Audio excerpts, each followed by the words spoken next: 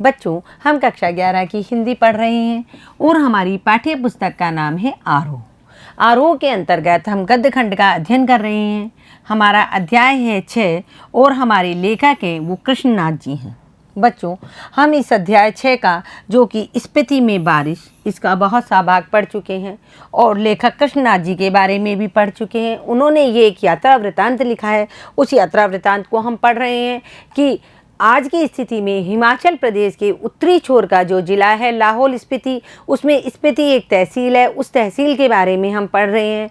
बच्चों, इससे पहले जो अभी ये हिमाचल में है, इससे पहले ये कुल्लू मंडल में, पंजाब में, लद्दाख मंडल में, कश्मीर मंडल में, यानी बहुत सारी जगह स्पीति को डाला गया था। लेकिन स्पीति अपने आप में स्वतंत्र रही। उसका मेन कारण ये है कि वहाँ पर जाने के रास्ते बहुत दुर्गम है और वहाँ का जनजीवन बहुत कठिन है। हम पढ़ चुके हैं कि स्पीति के उत्तर पश्चिम और उत्तर में, दक्षिण में, पूर्व में और पश्चिम में कौन कौन सी पहाड़ हैं और उनकी कितनी कितनी ऊंचाइयां हैं, वहाँ कौन कौन सी ऋतुएं होती है। स्पीति में बारिश, हमारे पाठ के जो नाम है, जो यात्रा वृत्तांत है, उसमें स्पीति में बारिश यानी स्पीति में बारिश कितनी होती है, ऋतुएं कितनी होती है और वहाँ जाकर रहने पर ही पता चलता है कि वहाँ का जनजीवन कितना कठिन है। ये सब चीज़ें बच्चों हम पढ़ चुके हैं। हम आगे लेखक ये कह रहे थे, यदि कालिदास, स्पीति में बारिश हमारे पाठ का नाम है और स्पीति में बारिश बहुत कम होती है क्योंकि मैं आपको बता चुकी हूँ हिमालय के 3 भाग हैं। सबसे ऊपर जो बाह्य हिमालय है उसे हिमाद्री कहते हैं और मध्य हिमालय है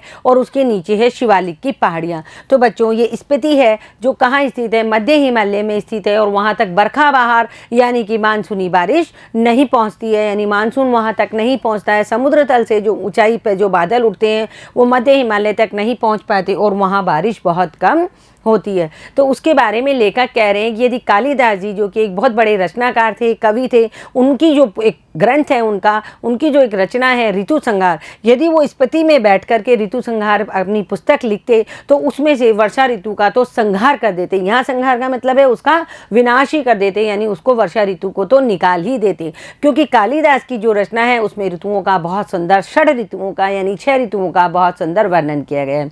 तो कालिदास जी ने वर्षा ऋतु के बारे में क्या लिखा है, आज हम वो पढ़ेंगे। तो देखो बच्चों, लेखक के अनुसार कालिदास जी की रचना ऋतु संहार में लिखा गया है, प्रिय जल की फुहारों से भरे बादलों के मतवाले हाथी पर चढ़ा हुआ, चमकती हुई बिजलियों की झंडियों को फहराता हुआ, बादलों की गरज की नगाड़े बजाता हुआ, ये कामी जनों का प्रिय पावस राजाओं का सा ठाट बाट बनाकर आ पहुंचा है। किसके लिए कहा गया है? ये बारिश के मौसम के लिए कहा गया है। यानी कालिदास ने अपनी पुस्तक ऋतु संहार में वर्षा का इतना सुंदर वर्णन किया है, बरसात के मौसम का। उसके बारे में ये लिखा हुआ है कि बरसात का मौसम के बारे में नायक है जो नायिका से कह रहे हैं कि जल की फुहारों से भले बादलों के मतवाले हाथी पर चढ़ा हुआ। कौन? बादलों के हाथी पर, मतलब जो चढ़ा हुआ कौन? बारिश का मौसम, चमकती हुई बिजलियों की झंडियों को फहराता हुआ। आपने देखा है बारिश के मौसम में जब मानसूनी बारिश आती है कितने काले काले घनघोर बादल छा जाते हैं और उनके बीच बीच में से क्या होती है, जब बिजली चमकती है तो बहुत ही खूबसूरत लगती है।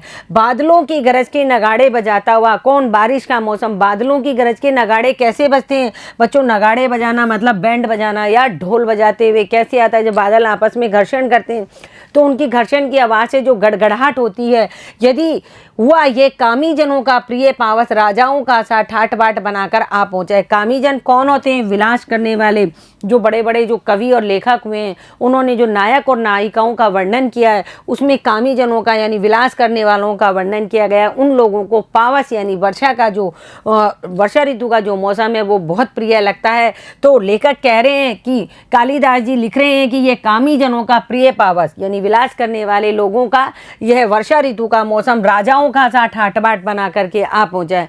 बच्चों, इससे पूर्व आपने 9th क्लास में भी और 10th क्लास में भी पढ़ा होगा जो हमारा पद्यखंड है उसके अंतर्गत कि बरसात का कितना अच्छा वर्णन किया गया है। उसी तरह यहाँ पर कालिदास ने बारिश का वर्णन किया है कि बरसात का जो मौसम है वो राजाओं का ठाट बाट लेकर के यानी कि मतवाले हाथियों के ऊपर, बादल रूपी हाथियों के ऊपर चढ़ करके गड़गड़ाहट रूपी नगाड़े बजाते हुए और चमकती हुई बिजलियों की झंडियों को फहराते हुए क्या है, आ पहुँचा है।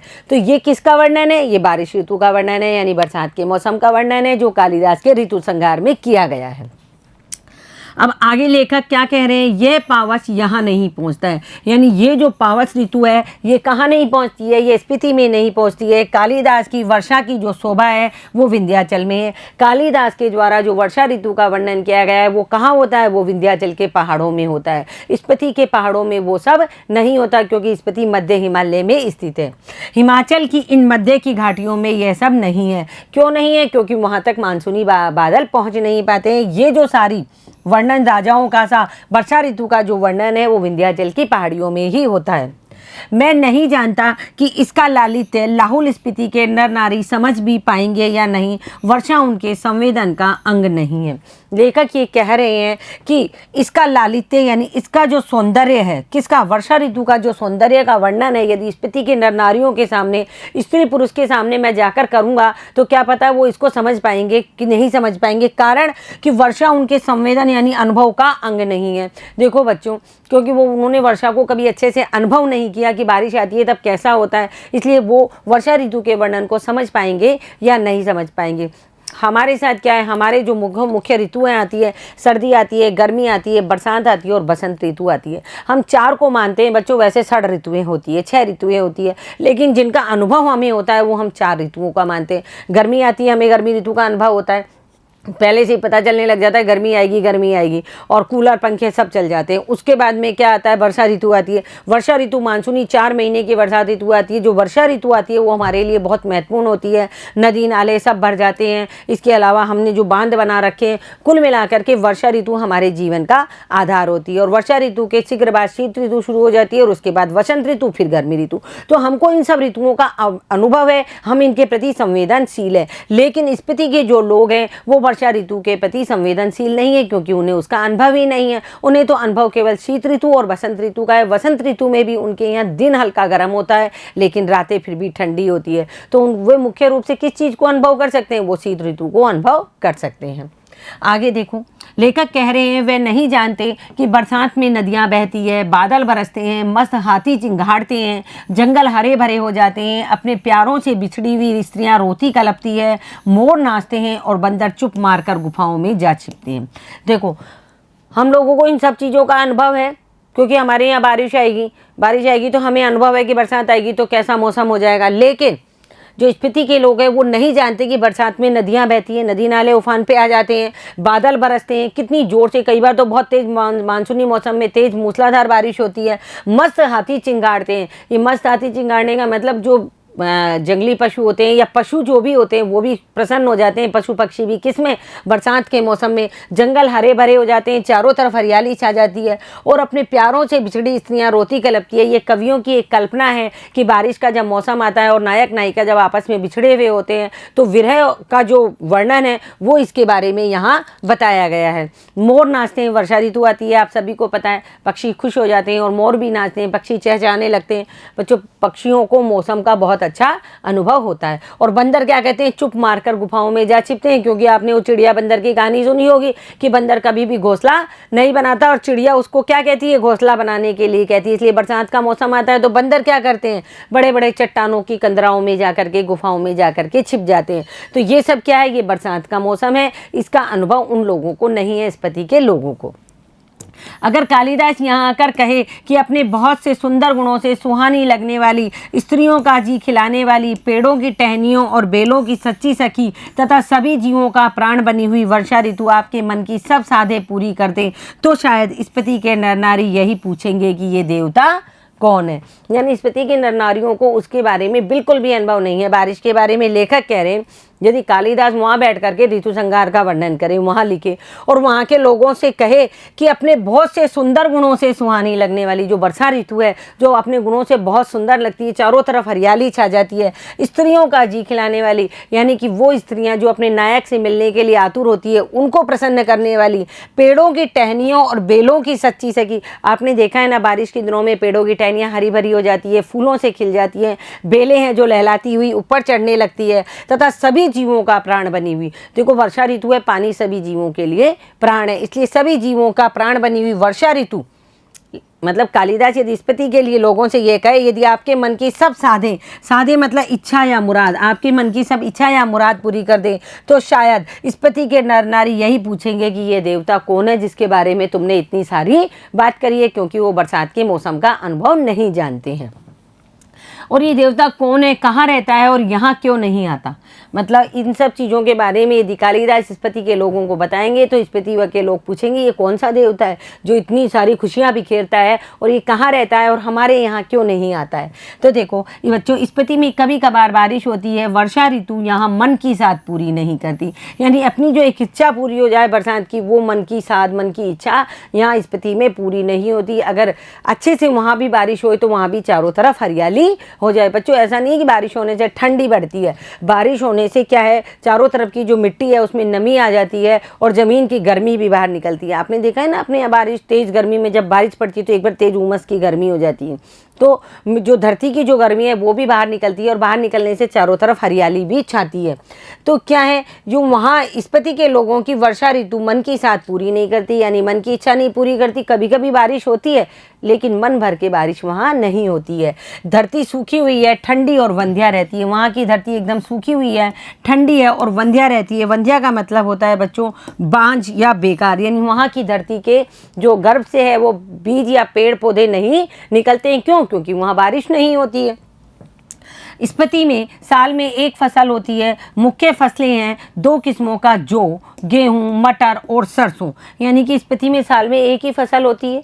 बाकी 8-9 महीने तो वहाँ शीत ऋतु रहती है और 3-4 महीने जो बसंत ऋतु रहती है उसमें एक फसल होती है जिसमें 2 किस्म का, तो जौ होता है, गेहूँ होते हैं, मटर होते हैं और सरसों होती है। इसमें भी जौ मुख्य फसल है, यानी स्पति की मुख्य फसल क्या है, जौ है। सिंचाई का साधन क्या है, पहाड़ों से आ रहे नाले हैं या उन पर बनाए गए कूल हैं।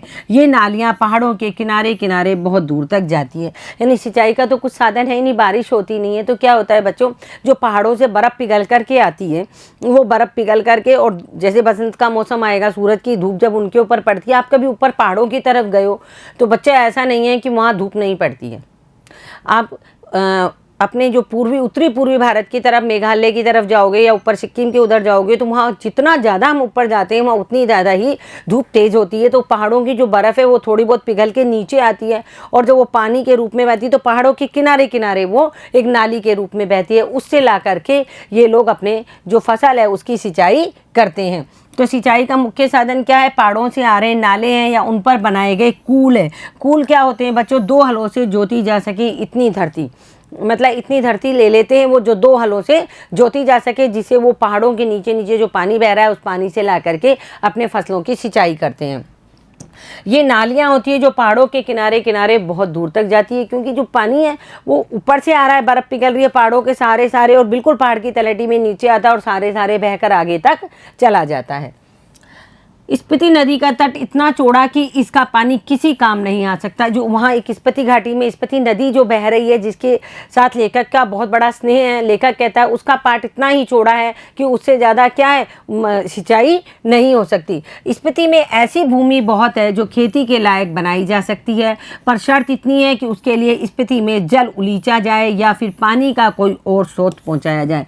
स्पीति में ऐसा नहीं है, क्योंकि स्पीति है जो पहाड़ों के जो बीच में घाटी है, दर्रा है, उसमें बसा हुआ है। तो स्पीति में इतनी भूमि तो है ही कि वहाँ क्या की जा सकती है, खेती की जा सकती है। लेकिन खेती हो ही कैसे, क्योंकि वहाँ पानी के साधन नहीं है। तो वहाँ खेती तब हो जब पानी को उलीचा जाए या आदमी हाथ से ला करके पानी को खेतों में डाला जाए।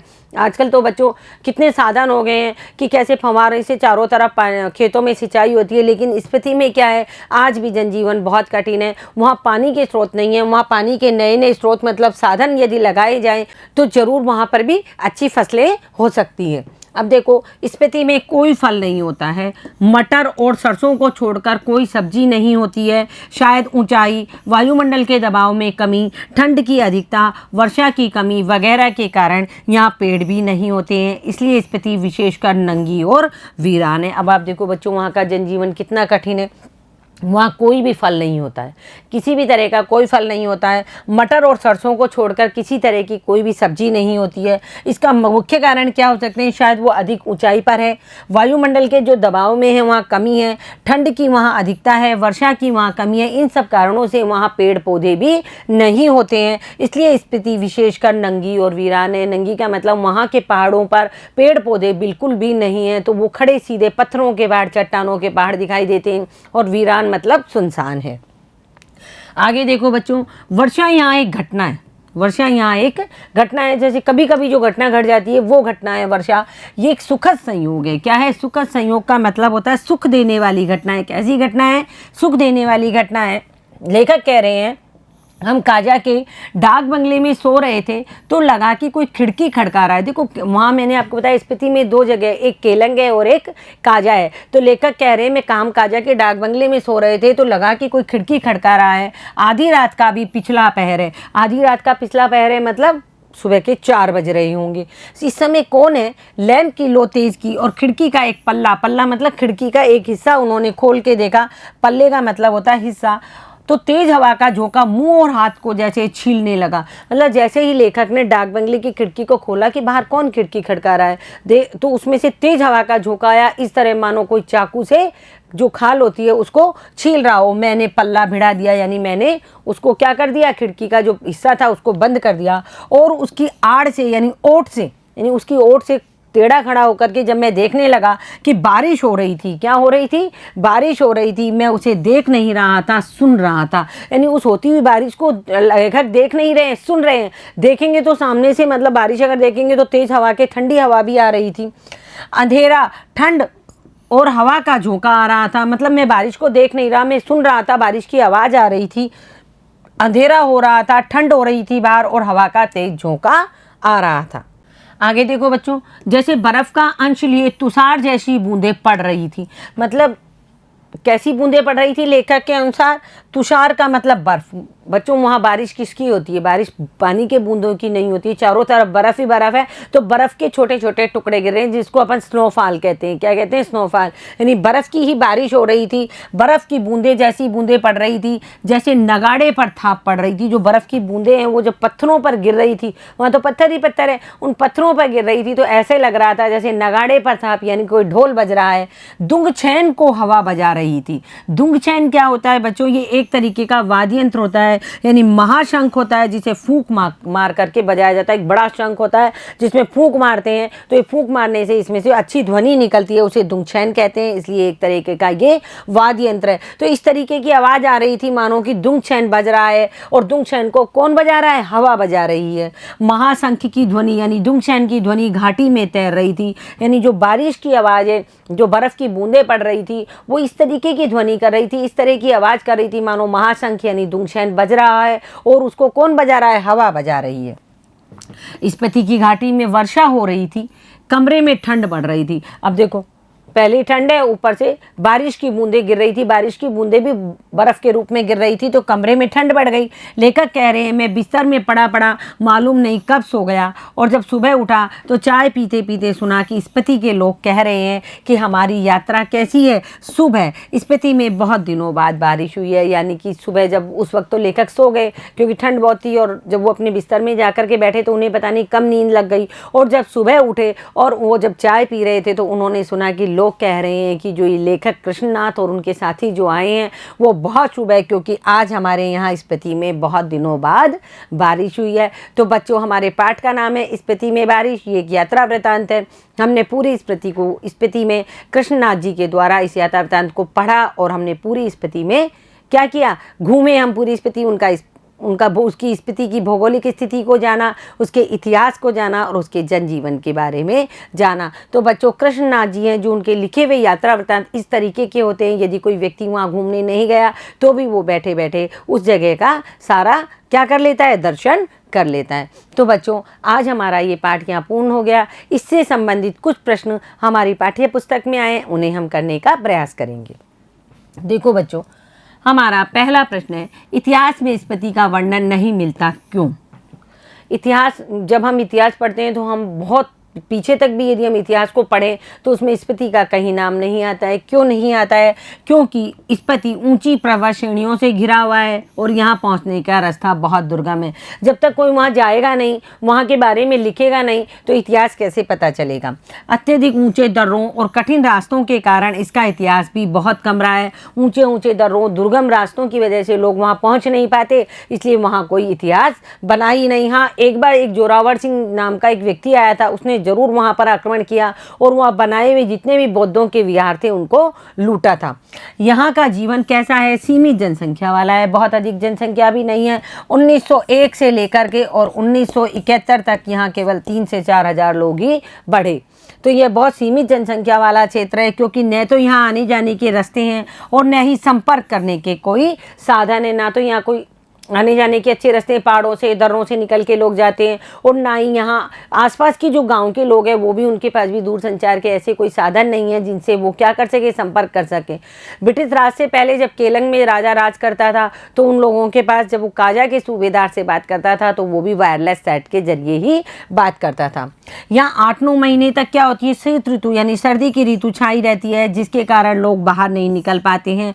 क्यों नहीं निकल पाते हैं? क्योंकि सर्दी की ऋतु में ठंड इतनी तेज होती है कि वो घरों से ही बाहर नहीं निकलते हैं।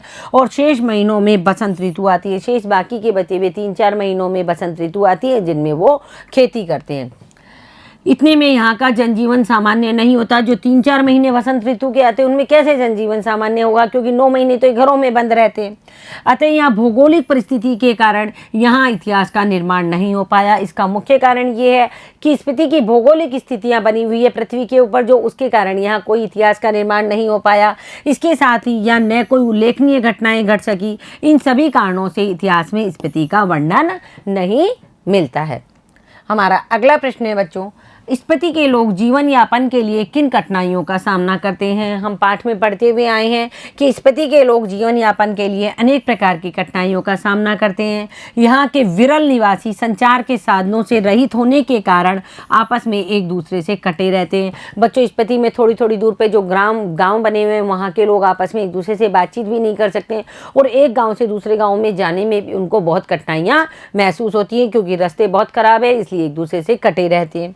यहाँ ठंड की बहुत अधिकता है, वर्षा की कमी है, और वायुमंडल के दबाव के कारण हरियाली और पेड़ों का अभाव है। वायुमंडल का दबाव है, इसलिए ऑक्सीजन नहीं है। ऑक्सीजन नहीं है तो ना तो वहाँ हरे पेड़ है और ना ही क्या है, हरे और हरियाली है। तो पेड़ों का अभाव होने के कारण उनको अपने घर गर्म करने के लिए लकड़ियाँ भी नहीं मिलती हैं, जिससे यहाँ के निवासियों को सर्दी में अपने घरों को गर्म रखने के लिए लकड़ियाँ तक प्राप्त नहीं होती है। यानी यहाँ का जनजीवन बहुत कठिनाई से भरा हुआ है। 8-9 महीने तक शीत ऋतु का प्रकोप छाए रहने के कारण वे घर से बाहर भी नहीं निकलते। यदि घर से बाहर निकलते हैं तो खाल को छील देने वाली और शूल की तरह चुभने वाली हवाएं वहाँ चल रही होती है, इसलिए 8-9 महीने तक ये लोग घरों से बाहर ही नहीं निकलते हैं। और फसल के नाम पर यहाँ साल भर में एक बार जौ, गेहूँ, मटर और सरसों होती है। जो बसंत का मौसम जिसको ये कहते हैं, उसमें साल भर में ये फसलें वहाँ होती है। वहाँ कोई फल नहीं होता, कोई पेड़ नहीं होते, और ना ही वहाँ पेड़ नहीं होते तो वहाँ ना लकड़ियाँ भी नहीं होती। इन्हीं से उनको जीवन यापन करना पड़ता है। जौ, गेहूँ, मटर और सरसों से वहाँ किसी तरीके का कोई फल नहीं होता है। इतना ही नहीं, यहाँ के रास्ते चलने की दृष्टि से अति दुर्गम है, यानी कब पैर फिसला और कब खाई की ओर चले जाएं। अगला प्रश्न देखो बच्चों, लेखक माणे श्रेणी का नाम बौद्धों के माणे मंत्र के नाम पर करने के पक्ष में क्यों है? जो दक्षिण में, स्पीति के दक्षिण में जो माणे श्रेणी है, लेखक उस जो पर्वतमाला का नाम माणे मंत्र के नाम पर करने के पक्ष में क्यों है? देखो, स्पीति के दक्षिण में जो पर्वत श्रेणी है वह माणे श्रेणी कहलाती है। क्यों कहलाती है? क्योंकि लेखक इस संबंध में ये कहना चाहते हैं, उनका ये मानना है कि इस श्रेणी का नाम बौद्धों के माणे मंत्र के नाम पर रखा गया है। मतलब उत्तर, दक्षिण, पूर्व, पश्चिम में चारों तरफ से पहाड़ निकल रहे हैं वहाँ, तो उत्तर में बारालाचा श्रेणी का विस्तार है और दक्षिण में क्या है? दक्षिण में माणे श्रेणी का विस्तार है। लेकिन उस श्रेणी का नाम माणे क्यों रखा गया है? इसलिए रखा गया है क्योंकि ओम पणी पद में हूँ, ये क्या है? एक माणे मंत्र है बौद्ध लामाओं का, यानी बौद्ध संतों का। वो इन पहाड़ियों में इस मंत्र का, मैंने आपको इस मंत्र के बारे में बताया था, इस मंत्र का उन पहाड़ियों में बहुत जाप हुआ है। तो लेखक कहते हैं ये बौद्धों का बीज मंत्र है, ध्यान मंत्र है, साधना मंत्र है, और ये मंत्र उन पहाड़ियों में बहुत अधिक जपा गया है। तो उन पहाड़ियों का नाम माणे होने का जो मेन कारण है वो यही है कि यहाँ पर क्या है, इस मंत्र का बहुत अधिक जाप किया गया है। बौद्धों का बीज मंत्र है और यहाँ इन पहाड़ियों में इस मंत्र का जाप और प्रचार खूब हुआ है, इसलिए लेखक माने पहाड़ियों का नाम इस मंत्र के नाम पर करने के पक्ष में है। समझ में आ गया बच्चों आपको, और हम इस मंत्र के बारे में पहले भी पढ़ चुके हैं। अगला प्रश्न देखो, ये माणे की चोटियां बूढ़े लामाओं के जाप से उदास हो गई है। इस पंक्ति के माध्यम से लेखक ने युवा वर्ग से क्या आग्रह किया है। देखो बच्चों, इस पंक्ति में कोई पहुंच नहीं पाता है। जितने भी लोग हैं वो सब पर्यटक स्थलों पर घूमने जाते हैं और कहते हैं हम हिमालय घूमने गए थे। वो केवल हिमालय की तलहटी की जो शिवालिक और पीर पंचाल की पहाड़ियाँ हैं, जहाँ मसूरी है, नैनीताल है, देहरादून है, शिमला है, कुल्लू मनाली है, ये सब चीज़ें लोग यहाँ घूम करके आते हैं। लेकिन जो स्पीति है वो मध्य हिमालय में स्थित है, असली पहाड़ तो वहाँ है। उन पहाड़ों पर क्या है, बूढ़े लामाओं के जाप से वो उदास हो गई है। वहाँ उन पहाड़ों के पार तिब्बत है और तिब्बत में क्या है, बौद्ध धर्म है। तो बौद्ध धर्म के जो संत होते हैं, बूढ़े जो संत होते हैं या जितने भी संत हैं उनको लामा कहते हैं, वो वहाँ माणे मंत्र का जाप करते रहते हैं। तो बच्चों एक ही चीज़ को सुनते सुनते मतलब थोड़ी सी घुटन सी होने लगती है। उसी प्रकार लेखक कहना चाहते हैं कि वहाँ की पहाड़ियाँ एकदम क्या हो गई हैं, उदास हो गई हैं, घुट गई हैं। किस बात से? कि उन लामा मंत्रों के जाप से। अब उन पहाड़ियों को क्या चाहिए? उन पहाड़ियों को रोमांच चाहिए, उन पहाड़ियों को चहल पहल चाहिए। तो लेखक युवा वर्ग से क्या कह रहे हैं वो हम देखेंगे। लेखक ने बताया कि माने पहाड़ियों पर बूढ़े लामों ने माने मंत्र का खूब जाप किया है, जिसके कारण इन पहाड़ियों का वातावरण अत्यंत बोझिल हो गया है। कैसा हो गया है? बोझिल हो गया है, गंभीर हो गया है और उदास सा हो गया है। ये सब चीज़ें केवल काल्पनिक है बच्चों। लेखक के अनुसार वहाँ एकदम बोझिलतापूर्ण वातावरण है, उदास है और वहाँ कुछ भी नहीं है चारों तरफ। तो परिणाम स्वरूप क्या है, इन पहाड़ियों पर जीवन की चहल पहल दिखाई नहीं देती। कुल मिलाकर के यहाँ है, वहाँ तो जो बौद्ध संत आते हैं वो पूजा पाठ करते हैं, मंत्र जपते हैं, वहाँ कोई जीवन की चहल पहल नहीं है, जीवन की रंगीनता वहाँ नहीं है। ऐसी स्थिति में परिवर्तन लाने के लिए लेखक युवा वर्ग से क्या आग्रह कर रहे हैं कि वे यहाँ आए और इन पहाड़ियों पर आरोहण करें। आरोहण करें मतलब इन पहाड़ियों को क्या करे, इनके ऊपर चढ़े और अपनी ध्वजा फहराए। पहले इन पहाड़ियों का अहंकार कम करे, पहले अपना अहंकार को चूर करे। अपने अहंकार को मतलब जो उनके युवा वर्ग के अंदर जो दर्प है, घमंड है कि हम पहाड़ियों पर ऐसे ही चढ़ जाएंगे, ऐसे ही नहीं चढ़ सकते। इन पहाड़ों पर चढ़ने के लिए हमें बहुत उत्साह और उमंग की आवश्यकता है। और फिर इन पहाड़ियों का जो अहंकार है उसको समाप्त करें, यानी इन पहाड़ियों के ऊपर चढ़े, उन पे अपना झंडा फहराए और वहाँ के वातावरण को कैसा बना दें, चहल पहल, क्रीड़ा कौतुक और उनके क्रियाकलापों से वहाँ का वातावरण आनंदपूर्ण करे। पर युवा ये काम कौन कर सकता है? युवा वर्ग कर सकता है और उसी की सामर्थ्य में यानी उसी की क्षमता में है। जो युवा वर्ग है आज का वो आए। देखो बच्चों, बहुत सारे लोग पहाड़ों पर चढ़ते हैं, उनकी शिखरों को जितनी ऊंचाई पर शिखर को छूते हैं, वहाँ जाकर के अपने देश का झंडा फहराते हैं।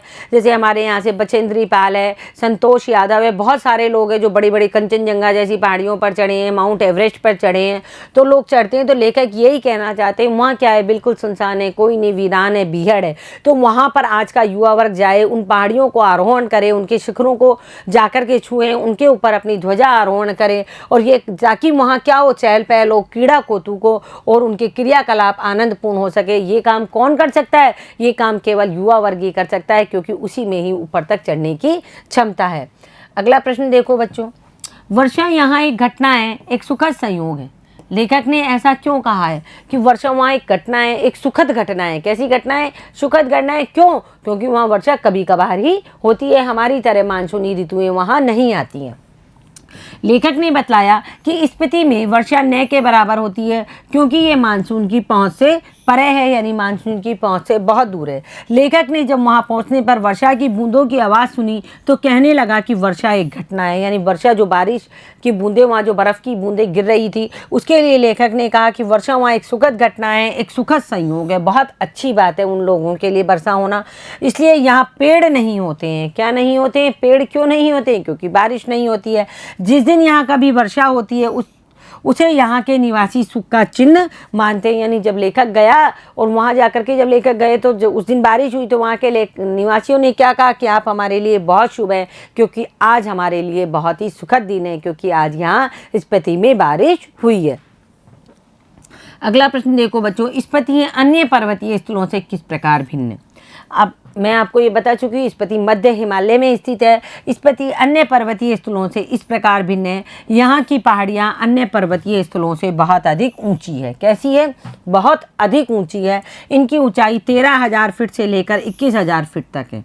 स्पीति के पहाड़ों की जो ऊंचाई है, स्पीति स्वयं 13,000 फीट की ऊंचाई पर बसा हुआ है, 12,900 कुछ की ऊंचाई पर बसा हुआ है। तो स्पीति की कुल मिलाकर ऊंचाई 13,000 है और इसके जो चारों तरफ पहाड़ है उनकी ऊंचाई 21,000 फीट तक है। इसलिए यह अत्यंत दुर्गम है। कैसा है? बहुत ही दुर्गम, बहुत कठिन है। यहाँ वर्षा न के बराबर होती है, कभी कभी बारिश होती है, यहाँ बरसात नहीं होती है। इसलिए यहाँ न तो हरियाली है और न ही यहाँ पेड़ है। यहाँ मुख्य रूप से 2 ऋतुएं होती है। हमारे यहाँ 6 ऋतुएं होती है, लेकिन स्पीति में केवल 2 ही ऋतुएं होती है। 8-9 माह तक शीत का प्रकोप छाया रहता है, यानी सर्दी ऋतु रहती है। तेज सर्दी के कारण यहाँ के निवासी घरों से बाहर तक नहीं निकल पाते, यानी उनका 8-9 महीने का जीवन घर की 4 दीवारी के अंदर ही बंद रहता है।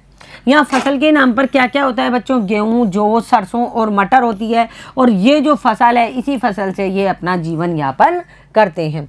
यहाँ के पहाड़ कैसे हैं? नंगे और वीरान हैं। उनके ऊपर पेड़ पौधे और हरियाली नहीं है। वीरान है, वहाँ जनसंख्या नहीं है, यानी वहाँ आबादी नहीं है, जनसंख्या बहुत कम है। इतना दुर्गम जगह वहाँ लोग कैसे रहेंगे?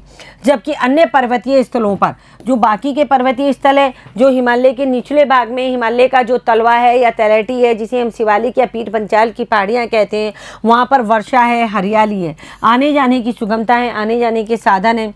प्राकृतिक सौंदर्य आंखों को आकर्षित करने वाला है। प्राकृतिक सौंदर्य कैसा है? चारों तरफ हरियाली है, और प्रकृति का जो सौंदर्य है वो आंखों को यानी मन को भाने वाला है और आंखों को सुंदर लगने वाला है। तो सुखद और आनंददायक है। कैसा है वहाँ का जो प्राकृतिक सौंदर्य? सुखद है और आनंद देने वाला है। अतः स्पीति अन्य पर्वतीय स्थलों जैसे कश्मीर, शिमला, कुल्लू मनाली, देहरादून, मसूरी, नैनीताल, इन सभी से क्या है? भिन्न है, या जो उत्तराखंड के जितने भी पर्वतीय स्थल हैं, इसलिए यहाँ पर्यटक नहीं आते हैं। क्या नहीं होता है? यहाँ पर्यटक कहाँ नहीं आते हैं? स्पीति में पर्यटक नहीं आते हैं। तो देखो बच्चों, आज हमारा ये यात्रा वृत्तांत है स्पीति में बारिश प्रश्न और उत्तर के साथ में पूर्ण हो गया है। हम अगली कक्षा में मिलते हैं। तब तक आप इस यात्रा का आनंद लीजिए, इसे पुनः पढ़िए और इसे समझने का प्रयास कीजिए। धन्यवाद बच्चों।